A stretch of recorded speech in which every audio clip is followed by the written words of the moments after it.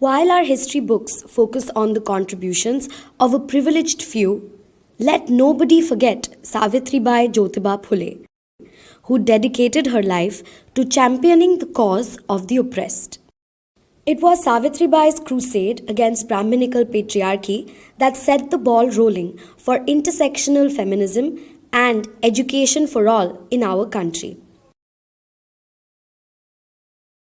Born in 1831 in Naigaon, Maharashtra, and belonging to the Mali community, Savitribai was married by age 9 to Jyotiba Phule, who was 13.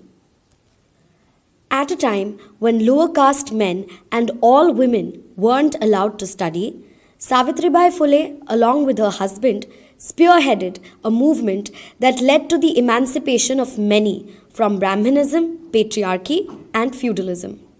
Savitribai and Jyotiba Phule defied social norms to educate themselves, setting up the first school for women in India. Despite being the very first female teacher and headmistress of India, Savitribai is an icon we don't often learn about. The couple set up several schools in Maharashtra for women and Dalits. The curriculum of these schools focused on science, social sciences, and mathematics. A complete departure from school teaching back then, which taught the Shastras and Vedas to Brahmins only. And guess what? The number of girls attending the schools run by the Phules far exceeded the number of boys.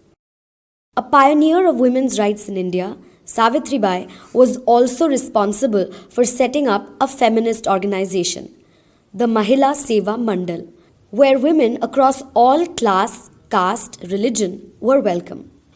She was very vocal about her support for widow remarriage and actively campaigned against child marriage. She even sparked a barber strike in Mumbai and Pune as an act of protest against the practice of shaving women's heads. She set up a home for the prevention of infanticide, welcoming expecting widows into her own house so that they could safely deliver their babies. The two also started the Satya Shodhak Samaj, an organization representing minorities and their interests at a time when they weren't allowed a voice or a platform. Satya Shodhak intercaste marriages challenged the existing status quo, and Savitribai Phule stood undaunted for the rights of those persecuted by the caste system. After Jyotiba's death, Savitribai went on to head the organization. A crusader for education and empowerment through and through, Savitribai wrote feisty prose and poetry, inspiring the oppressed to rise up against the ruling classes. She published Kavya Phule in 1854 and Bhavan Kashi Subodh Ratnakar in 1892. Savitribai set up a clinic for the treatment for those affected by bubonic plague, and in 1897 herself succumbed to plague while tending to a patient. But Savitribai's life story would remain incomplete without the mention of Fatima Sheikh, another phenomenal woman who led the crusade against Brahminical patriarchy alongside the Phule couple. Fatima's struggle against the status quo was doublefold, owing to her identity as a Muslim woman.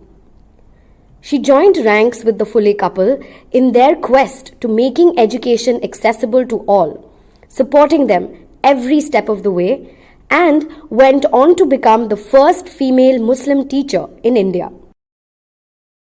The work done by the powerhouse duo of Savitribai Phule and Fatima Sheikh was one of the earliest examples of intersectional feminism in our country, and they continue to be an inspiration in fighting against oppression even in contemporary times.